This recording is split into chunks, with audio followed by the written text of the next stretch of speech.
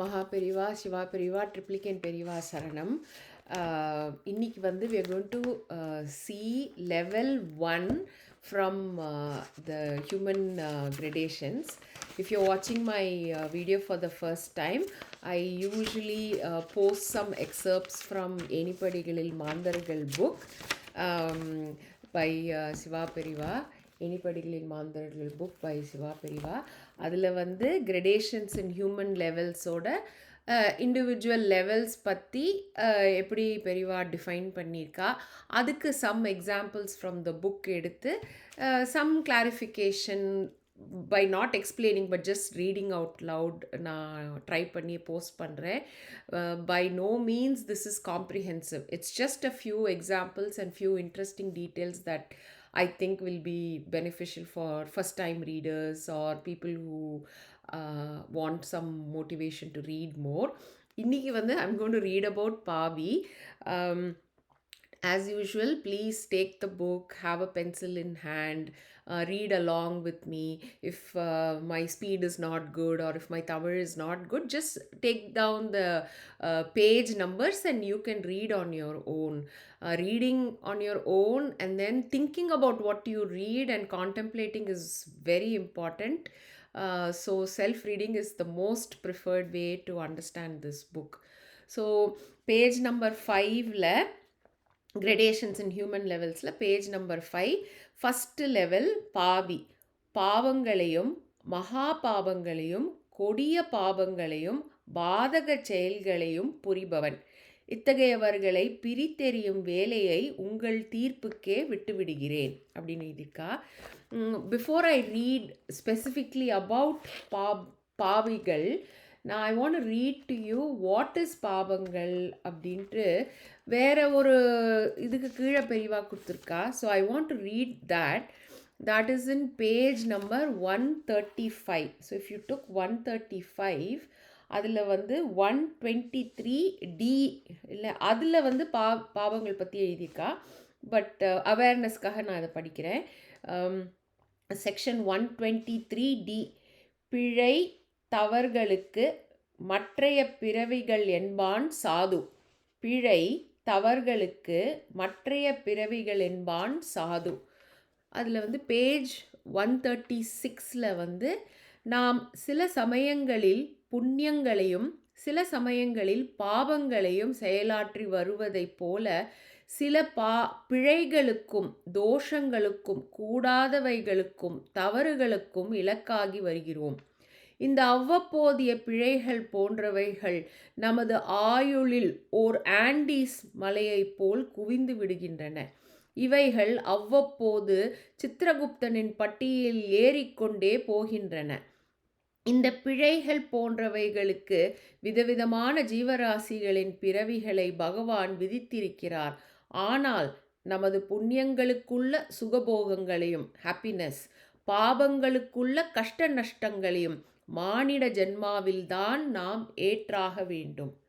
நமது அன்றாட பிழைகள் போன்றவைகள் ஏராளமாக குவிந்து கொண்டே போவதாக கூறினேன் அல்லவா. அவைகளுக்குற்ற ஜீவராசிகளின் பிறவிகள் ஒவ்வொரு மானிட ஜென்மாவுக்கும் இடையே நமக்கு விதிக்கப்பட்டு வருகின்றன. மானிடத்தை தவிர ஓர் கிருமியிலிருந்து திமிங்கலம் வரையில் உள்ள விதவிதமான ஜீவராசிகளின் எண்ணிக்கை 83 லட்சம் என்பதாக சாஸ்திரங்களில் சொல்லப்பட்டிருக்கிறது. எனவே நமது நீண்ட யாத்திரையில் பல லட்சக்கணக்கான ஜீவராசிகளின் பிறவிகளையும் நாம் இடையிடையே ஏற்று வருகிறோம். இந்த 83 லட்சம் ஜீவராசிகளும் அவ்வப்போது மானிட ஜென்மாக்களையும் ஏற்று வருகின்றன. புராதன காலத்திய தெய்வ விவேகிகள் பிராமணர்கள் அவர்களுடைய ஆத்ம வித்தையின் மிஸ்ட்ரி பொழுது நாம் பலவித ஜீவராசிகளாக பிறப்பதை டிரான்ஸ்மைக்ரேஷன் கண்ணுற்று வந்தனர். ஸோ தெய்வ விவேகிகள் இல்லையா, இன்னும் நம்ம தெய்வ விவேகிகள் பற்றி படிக்கல. பட் புராதன காலத்து தெய்வ விவேகிகள் வந்து how we are born as வாட்ன்ற அளவுக்கு they have had vision, transmigration கண்ணுற்று வந்தனர். So they were able to experience it. So இதை பேஸ் பண்ணி தான் பாவம் பண்ணாத அப்படின்ட்டு வார்னிங் எல்லா ஸ்கிரிப்சர்ஸ்லேயும் நமக்கெல்லாம் இருக்குது. But I thought this is very interesting how நம்ம வந்து சம்டைம்ஸ் பாவங்கள் பண்ணிடுறோம், சம்டைம்ஸ் பிழைகள், மிஸ்டேக்ஸ் பண்ணிடுறோம். It's not exactly sin, mistakes பண்ணிடுறோம், சம்டைம்ஸ் தோஷம் பண்ணிடுறோம், கூடாதவைகள் பண்ணிடுறோம். அதெல்லாம் எப்படி வந்து ஆடப் ஆயிடுறதுன்றது இது அதில் இருக்குது. Again this was just more for awareness. இப்போ வந்து I'm going to read a little bit more about பாபி இட் செல்ஃப். அதுக்கு வந்து ஃபஸ்ட் டேக் பேஜ் 25. 25ல் சப்செக்ஷன் 13A. தர்மத்தை தவிர்த்து டாம்பீக வாழ்வை பற்றும் சீமான் பாவி. தர்மத்தை தவிர்த்து டாமீக வாழ்வை பற்றும் சீமான் பாவி. அதுக்கு வந்து பேஜ் நம்பர் 26. சீமான் ஈக்குவல்ஸ் பணக்காரன், பிரபு ஈக்குவல்ஸ் தகுந்த தர்ம பணிகளை தவறாமல் புரிந்து வரும் சீமான். சென்ற சமீப காலங்களில் கூட பணக்காரர்கள் அனைவரும் விவேகிகளாகவும் பிரபுக்களாகவும் விளங்கி வந்தனர். இக்காலத்திலோ ஏதோ ஒரு சில பிரபுக்கள் வாழ்ந்து வந்தாலும் கூட பெரும்பாலான சீமான்கள் தங்களுடைய தவறான அல்லது கூடாத நோக்கங்களுக்கு ஆஸ்தியை பயன்படுத்தி வருகின்றனர். எனினும் சிலர் தாங்கள் நற்கதியை அடைய வேண்டும் என்ற எண்ணத்தில் சிற்சில தர்மங்களை புரிந்து வராமலும் இல்லை. பேஜ் 37. அடுத்தது வந்து பேஜ் 37, 28A. Page 37, 28A. நண்பர்களின் பெட்டியை சோதிக்கும் கெட்டவன் பாவி. நண்பர்களின் பெட்டியை சோதிக்கும் கெட்டவன் பாவி. அதுக்கு வந்து எக்ஸ்பிளனேஷன். தத்தமருடைய ஆபரணங்கள், பண நோட்டுகள், பேங்க் சேமிப்பு, காதல் கடிதங்கள், இரகசிய தச்சாவேஜிகள் போன்றவைகளை பிறர் அறியாமல் இருக்க வேண்டியதின் பொருட்டு பத்திரமாக பூட்டி வைத்து கொண்டிருப்பதில் ஏதும் தவறில்லை. ஆனால் ஒரு நண்பன் இதை அறிந்து கொள்ள உபாயத்தை மேற்கொள்வோனேயானால் அது ஓர் குற்றமாகும். அப்புறம் வந்து பேஜ் 51.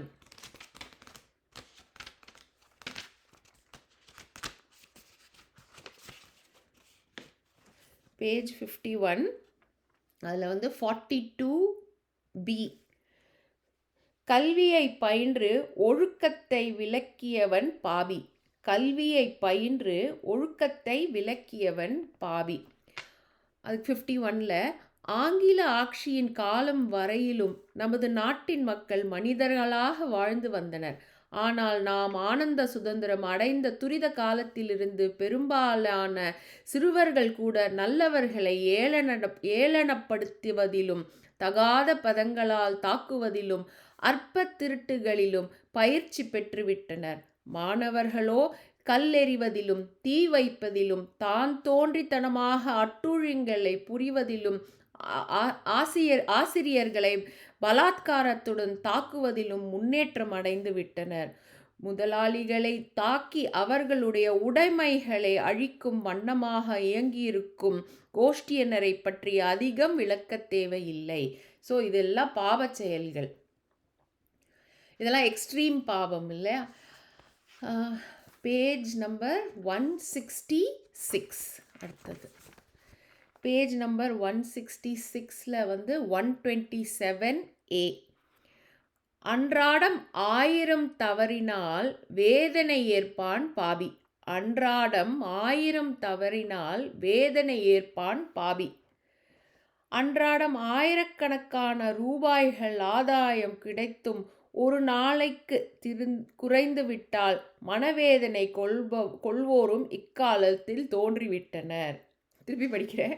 அன்றாடம் ஆயிரக்கணக்கான ரூபாய்கள் ஆதாயம் கிடைத்தும் ஒரு நாளைக்கு குறைந்துவிட்டால் மனவேதனையை கொள்வோரும் இக்காலத்தில் தோன்றிவிட்டனர். ஸோ மணி மைண்டட்னஸ் ஜாஸ்தியாக இருக்குது. And they want constant growth in monetary needs. Monetary income.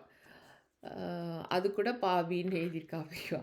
அப்புறம் page number 266, 167 A and F. A படிக்கிறேன். தாழ்ந்தோரை உற்ற இடத்தில் வைக்காத ஆக்ஷி பாவி. தாழ்ந்தோரை உற்ற இடத்தில் வைக்காத ஆக்ஷி பாவி. எஃப் வந்து ஒழுக்கம் தவறின் மரணம் வழங்கிய ஆக்ஷி சிறந்த விவேகி. ஒழுக்கம் தவறின் மரணம் வழங்கிய ஆக்ஷி சிறந்த விவேகி. அதுக்கு 266ல் இது வந்து ரொம்ப இம்பார்ட்டண்ட்ண்ணே. இதில் பெரியவா வந்து தாழ்ந்தோர்னா என்னன்னு இப்போ கிளாஸிஃபை பண்ணுறா. முந்தி காலத்தோட வாட் இஸ் தி தாழ்ந்தோரோட கிளாஸிஃபிகேஷன் இப்போன்ட்டு. இக்காலத்திய தாழ்ந்தோர் அப்படின்னா ஒழுக்கமற்றவன், எஜமானுக்கு துரோகம் செய்பவன், ஆர்ப்பாட்டங்களில் தீயிட்டு கல்லெறிந்து நாச நஷ்டங்களை புரிபவன், வாய்ப்பு கிடைக்கும் போது ஹத்துமீறி பகிரங்க களவேற்றுபவன், சலுகைகளை துஷ்பிரயோகம் செய்பவன், கண்ணியமான நல்லவர்களை அவமதித்து முறைகேடாக நடந்து கொள்பவன், வீட்டினரை மிரட்டி பணம் பறிப்பவன், பாதசாரிகளை ஏளனித்து வம்புக்கு இழுப்பவன் போன்றவர்கள். நமது சுதந்திரத்திற்கு பிறகு கல்லூரி பட்டதாரிகளில் பெரும்பாலோர் இத்தகைய பணிகளில் ஈடுபடும் உற்சாகத்தை ஏற்றுவிட்டனர். சொல்ல வேண்டியவன் சொல்லி கேட்க வேண்டியவன் மறுத்தால் பிந்தியவனுக்கு மரண தண்டனை விதித்திருந்தான் தெய்வ மதத்திய மங்கோலிய மன்னன் ஜங்கீஸ்கான். ஸோ இந்த மாதிரி தாழ்ந்தோருங்கிற classification is no longer based on caste system, but it's based on behaviour. இது இன்னொரு இடத்துல கூட பெரியவா எழுதியிருப்பா. எப்படி வந்து இந்த 4 குலங்கள்லேயும் வந்து bad behaviour is the newer classification அப்படின்னு எழுதியிருப்பா. அது எனக்கு இப்போ கிடைக்கல, but I will post it someday. நீங்களே படித்தாலும் நீங்களும் கமெண்ட்டில் பண்ணுங்கோ. பட் இந்த மாதிரி பேட் பிஹேவியர் வந்து ரொம்ப அப்ஜெக்ஷனபிள். இதெல்லாம் கொஞ்சம் extreme bad behaviour, easy to explain போட்டிருக்கேன். பட் இந்த நீங்கள் வந்து நிறையா படிக்கணும். என்ன பாபியோட கிளாசிஃபிகேஷனே என்னென்னலாம் படிக்கணும். இதில் வந்து நான் படிக்கிறச்சு எனக்கு கண்ணில் இது படுறது, நான் படிக்கிறேன். பேஜ் 267ல் 168 கீர்த்தியை அடையும் போலிசாமியார் பாவி. கீர்த்தியை அடையும் போலிசாமியார் பாவி. பெரியவா வந்து சாமியார்னாக்க சன்னியாசினாக்க, சன்னியாசினா என்னென்ன எழுதியிருப்பா.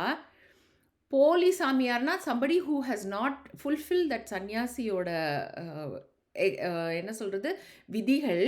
ஸோ அவெல்லாம் போலி. என்ன அவள் வந்து கீர்த்தினாக்க fame. If they become popular they become well known, right?